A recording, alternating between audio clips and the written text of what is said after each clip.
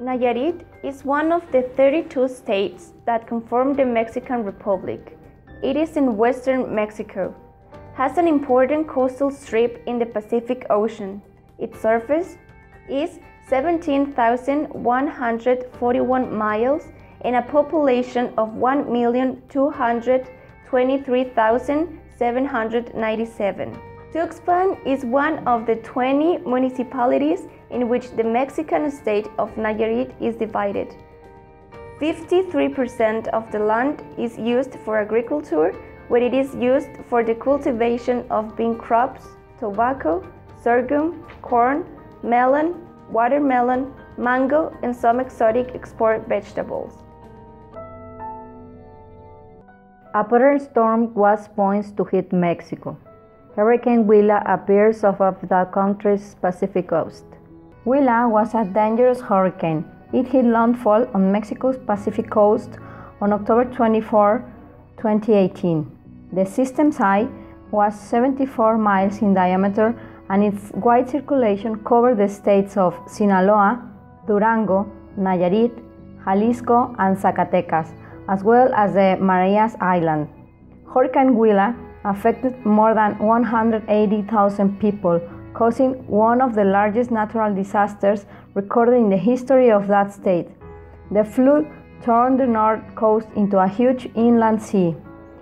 Willa discharged about 2.3 million cubic meters of water and 5.8 million tons of mud to the Nayarit coast. Nayarit as a disaster area. As a precautionary measure, 20 shelters were installed in different parts of the state to safeguard the welfare and the protection of the Nayarit population.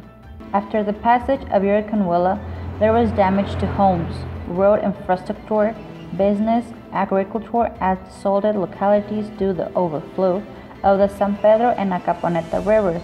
The declaration of disaster zone was for 8 municipalities of Nayarit. Protocols are still activated to prevent outbreaks of epidemics. Collection centers were established in Nayarit and other states to receive humanitarian aid and support of the victims in Nayarit.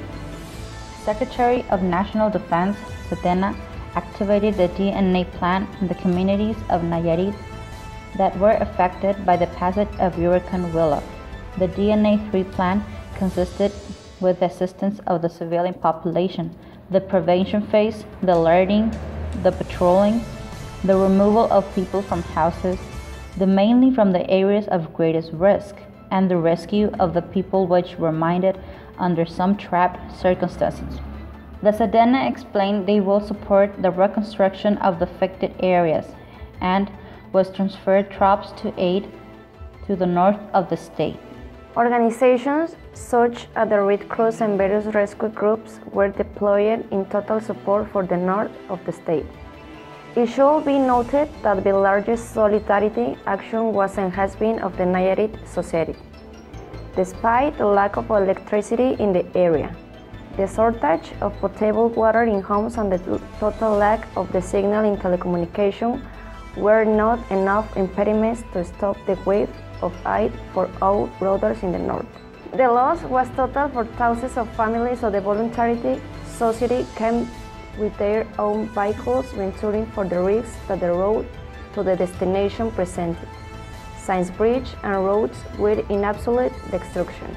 The volunteers' vehicles carried with it non-perishable products and various types of food to deliver, as well as medicine and surgical equipment, demonstrating once again that in Mexico, the Nayarit people are from a burning land of the cradle of brave people, which is just enough to join, not be together, to do something together. Mexico has organized to help in the cleaning work, collecting food and sending it to the disaster zone, doing brigages, but the problem is they can only take help by foot because the authorities suspended the vehicle passage. There is also annoyance of the residents towards the government for not issuing the declaration of disaster on time, which would allow access to resources to the address of the emergency. Also, the injured population was annoyed because the caravan of Honduran migrants who are transiting through Mexico to the United States are receiving more support from the Mexican government compared to the victims of Nayarit. Hi, good day. Today we're in the Autonomous University of Nayarit, and today we're going to interview the chemist pharmacobiologist Roberto González Salazar. In terms of health, what do you consider to be the most serious repercussions after the Hurricane Willa? The most important would be the impact at the health level. With the issue of outbreaks of diseases, among them the most important will be the appearance of diseases with typhoid fever, diarrheal diseases, and those that are transmitted by vectors through insects. Do you want examples? The most common would be the salmonellosis. In our area, the outbreaks by Vibrio could become an even hepatitis A. A very common by seasons. Another example would be the diseases transmitted as dengue, Zika, that here we have a high degree of incidence. In the damages through the contaminated waters, the drains after the impact of the hurricane were damaged and are in healthy conditions. And that can also cause diseases in skin, throat, eyes, and also conjunctivitis. Those would be the impacts at the health level. Thank you. Very good afternoon. According to knowledge as a health professional, do you consider any outbreak of diseases that could be probably turned into an epidemic? As an outbreak of disease, there is a risk. However, for an epidemic to occur, we will need the majority of the population to present the signs and symptoms. The risk of the disease's outbreak is very latent due to the contamination of the water or the damaged drainage. Infections could be diarrheal diseases, febrile diseases, hepatitis or viral diseases, or those are transmitted by vectors such as mosquitoes. Very well. Thank you very much for your time. It is also important to emphasize the emerging disease caused by infectious agents that are highly contagious, like typhoid, pandemic influenza. These need to be on a constant awareness. Pandemic influenza. It happened when new novel or influenza A viruses emerge, which are able to infect people easily and spread from person to person in an efficient way, caused mainly by disasters such as hurricanes. Let us remember that pandemic is not at one time. Even at periods of illness may come in 2 or 3 waves, anywhere from 3 to 12 months apart. The total duration of a pandemic is likely to be 12 to 18 months. Typhoid. It mainly affects people who live in developing countries, where sanitary conditions are precarious and it is difficult to find clean and potable water. Just as Tuxpan Nayarit is right now, typhoid fever can last a month or more, become very serious and even life-threatening. It's one of the diseases that has caused millions of deaths every year. Between 11 and 20 million people of those 128,000 and 161,000 die each and every year. According to the Guide to Sanitation in Natural Disasters from the World Health Organization, many natural disasters are related to meteorological conditions. Knowledge of the weather is extremely important in planning and carrying out the proper evasive or protective action.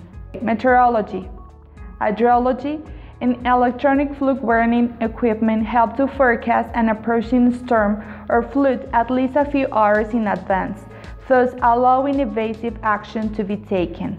Of alert posts should be established in each area where disaster threatens. Local authorities, community leaders, and volunteers can contribute to making the alert system effective. Pre-disaster measures, floods and tidal waves. First, construction of dams to hold back flood waters. Second, construction of embankments, dikes, and concrete or masonry walls. Third, dredging of river channels to facilitate rapid runoff. Disaster measures.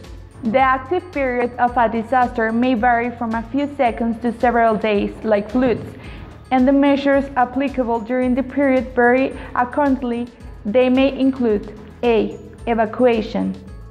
B. The rescue of injured and stranded people. C. Attention to the injured, first aid and medical care. D. Recovery and disposal of human and animal corpses. Post-disaster. During the period from the end of the disaster itself to the end of the relief work, which should be followed as soon as possible by rehabilitation, the following actions should be taken. A. Continued rescue and care of victims. B. Restoration of communications.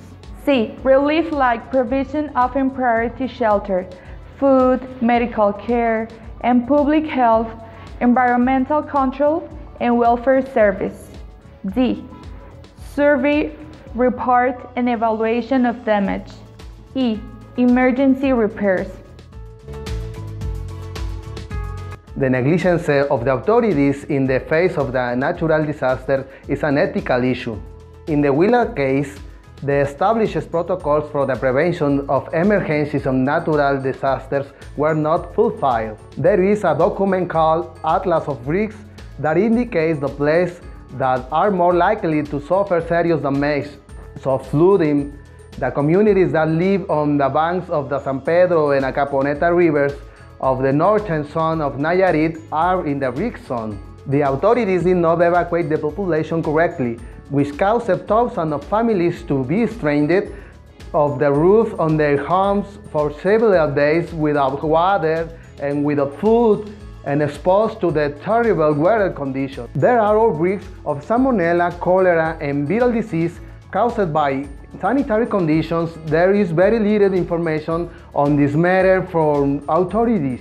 It requires the construction for a no retaining wall and the riverbank in the municipality of Tuxpan. At this moment, there is no public or reliable census that can know until now the real number of human and animal victims and how much is the economic loss of crops, livestock, fisheries, and homes. Humanitarian aid is required from national and international organizations, and the federal government authorized extraordinary resources. We hope from this academic contribution to make visible a problem that our authorities have done less than that. In fact, does not measure what happened with thousands of families who have lost everything.